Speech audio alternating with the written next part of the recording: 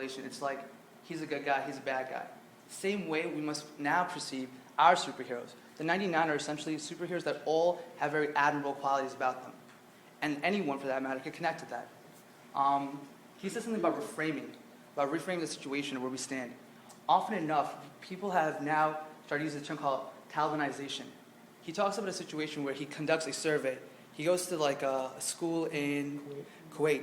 Goes to school in Kuwait, just like a group of this, throws out a survey. Gives 2 sets of magazines, right? And strips them of the author, the facts, and everything. And in one situation, he talks about a party of God, a group, right? And they banned Valentine's Day in India. Right? They banned Valentine's Day. And they take away the color, red. You can't wear red that day. You can't be like with couples. Whatever. Like, it sounds outrageous, but it's what happens. There's another situation with 6 bearded men, just in that description, take a lady hostage or like harass her. And he then asks the class, where do you think this happened? The class majority, the first situation, thinks it happened in Saudi Arabia. The second incident was said to happen in South Africa, Afghanistan. Shockingly enough, these are all Muslim in Kuwait who think these events have happened in the Middle East. And believe it or not, the first thing happened in India, like I said. The second event happened in upstate New York.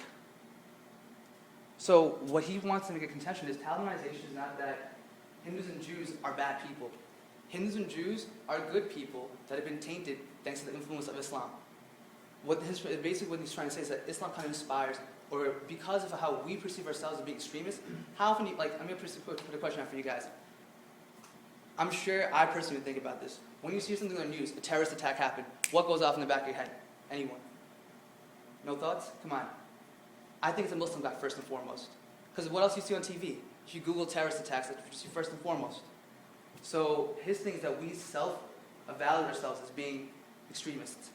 And that's exactly what happened in the Middle East, the Kuwait school. That's how they perceive themselves. So his thing is not just about making sure that we change other people's minds, but taking an internal look and realizing that we ourselves are screwed up, that we ourselves perceive ourselves as being extremists. And this is not just an effort for us to bridge the gap between the West and Islam, but also kind of like reconnect with our own identity. And that's exactly what I'm saying about battling Talibanization. Next slide, please. So it's up to us to reframe the situation. And with that, I would like to open the forum up to any questions and answers. When exactly did you say this was released? Wait, when was what released? I'm sorry. When was the first issue released? Earlier this year. It was No, 2007. the comic book itself you're talking about? Yeah, 2007. They're actually on their 25th issue right now. The series itself, the animated series, starts this year. Like as of October 2010, it's been like solidified with the West in terms of working with DC Comics and such. Aside from the speaker that spoke at 10, what else did you acquire your information from? Well, they have their own website. If you want to pull that up real quick, we also have a clip to show you guys. Maybe you want to first show like the artwork in itself. Yeah. Okay. Oh, another very important thing about these guys. So they're not all the conventional, men in tights running around. It's more like men and women are involved. They work in groups of 3. And it's not like all the women are wearing veils and running around. It's actually a little more sophisticated than that. There is a woman character that wears a veil, but it's what's the quality name? Hidden? The hidden, yeah. The hidden. So there's a relevance to how they dress, to how it also correlates. Another very important thing is they have an issue. If you go to my first slide, go to the first slide. Or like my opening slide. This one or the Yeah, this one, opening slide. Just maximize it. Alright. So this is a picture of, you'll see Superman there, Batman, and then Wonder Woman. If you keep your eye on Wonder Woman, there's Jabbar in the back and 2 other superheroes from 99. Wonder Woman, for those that don't know, is usually wearing risque clothing. In this picture, she's covered up. DC Comics made it their endeavor to respect Muslims and cover them up and take away from the traditional clothes that she wears. Just so that again, another way for how DC Comics accommodates to us, as opposed to us going out of our way to kind of adjust to the West. Another big thing is that all the 99, they're not all Muslims. They're actually they're 99 superheroes from 99 different countries. And to give you like an example, Mujiba, she's from Malaysia. She has the power of hikmah. She can answer any question. Jabbar, he's from Saudi Arabia. He's strength.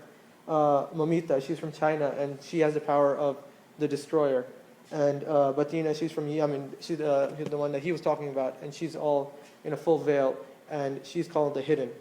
And you want to go through the comic book? Yeah. Another thing to realize that these qualities that you think the destroyer, you would think like a man would have that role. Instead, it was given to a woman. I mean, it's kind of like comic relief because he says himself that some women are destroyers. But in and of itself, women are also capable of being strong. So it's not to take away, again, a perception that we need to accommodate to is the Quran isn't about being chauvinistic. It's also about values. And there's so much metaphors and so much symbolism goes into it that we just kind of take note of it. This isn't just a graphic novel. You just don't take it and like, hey, you know what? This is mad fun to read. It's more like, what's the underlying tone of it? A lot of people look at a comic book and they laugh like, oh, it's just a bunch of pictures drawn somewhere. But there's a lot of value to it. And we kind of got to take notice of it. Especially something of this magnitude. So, yeah, please.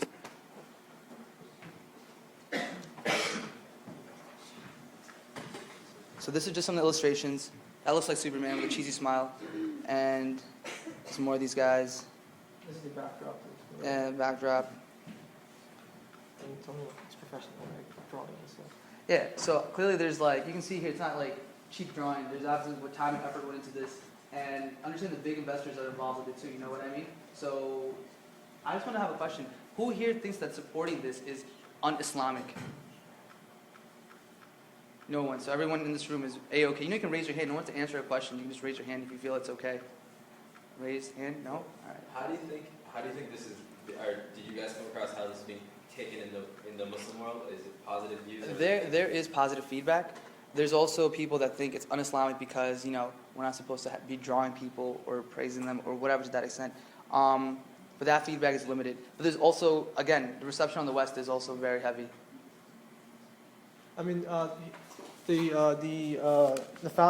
creator actually talked about how he was actually distributing them. I forgot, it was one of the villages in Pakistan or something. And actually he has a picture of 6 bearded, like 3 or 4 bearded men with their children all holding the 99, and they're all smiling. The point of this is to re-engage with the West and then re-engage with ourselves. There's actually a quote in the Quran that says that when there are things used against you, you should use those things to defend yourself as well. So this is one of those ways that media is something that is used against us all the time. You see it everywhere. If you guys, I'm sorry.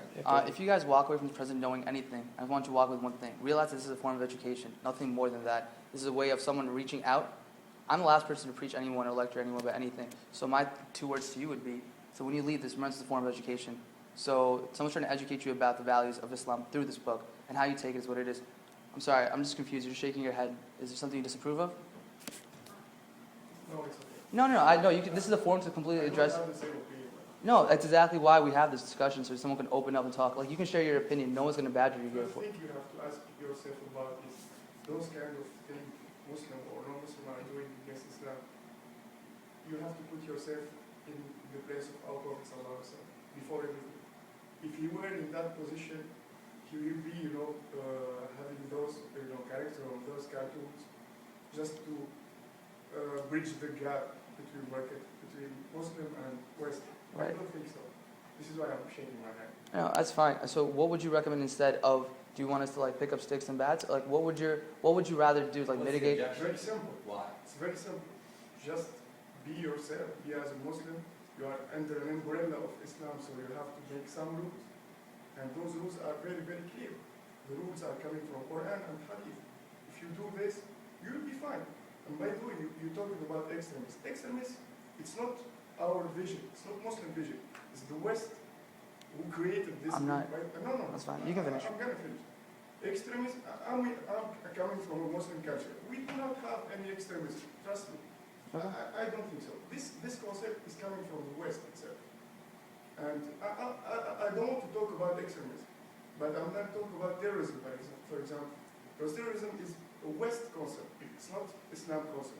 And you all know Muslim here. If you know Quran, we don't have any verse about terrorism. Right. We are peaceful, and